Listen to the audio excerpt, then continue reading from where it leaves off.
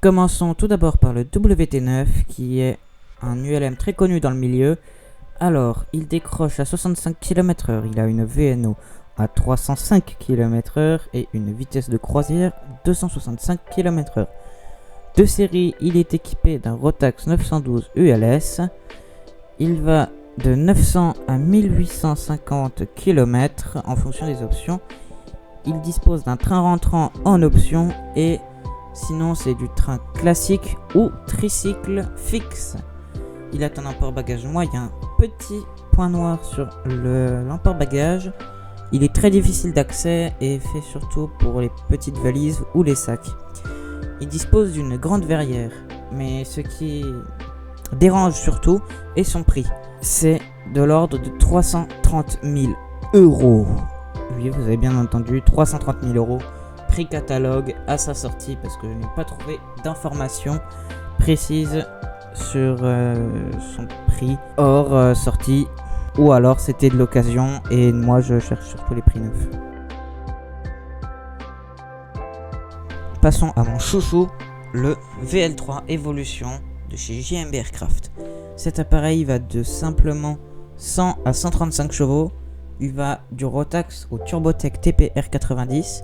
Il affiche des performances tout simplement incroyables pour un ULM. Il décolle sur 100 mètres à une vitesse de croisière à 260, une vitesse de croisière max 280, une VNE à 305 et une VNO à 55 km/h. Il a une vitesse ascensionnelle de 6 mètres par seconde, des sièges en cuir chauffé, un EFIS Garmin G3X en option ou sinon des instruments analogiques.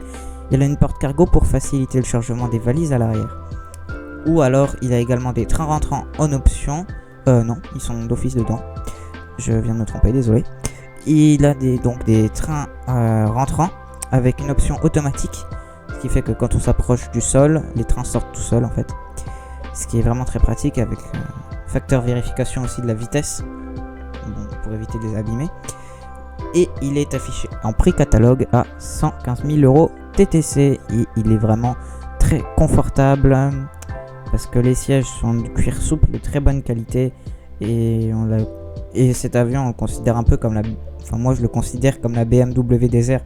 Donc franchement si un jour vous avez l'occasion rien que de le voir, ça vaut le détour.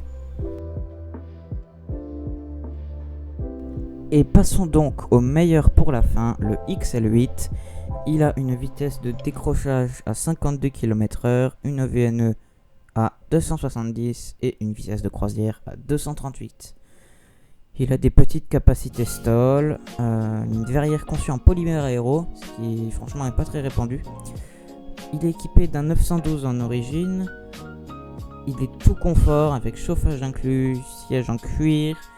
Il a même des instruments Garmin, un EFIS Garmin. Il a une grande capacité bagage et 100% en aluminium. Il est dispo en tricycle et en classique. En tricycle, il est rentrant. Et le prix catalogue est de 100 000 €. Et oui, c'est moins cher que les deux autres. Ce qui veut dire que le rapport qualité-prix est là, parce que la clientèle est là. Par exemple, La Boiserie, le créateur de La Boiserie, qui est pilote d'ailleurs, que je salue, et il en a un. Et oui, le fondateur de La Boiserie a un XL8. Et d'ailleurs, je vous renvoie vers sa vidéo si vous voulez plus de détails. J'en sortirai plus tard sûrement une sur le XL8 parce que c'est un appareil que j'apprécie particulièrement.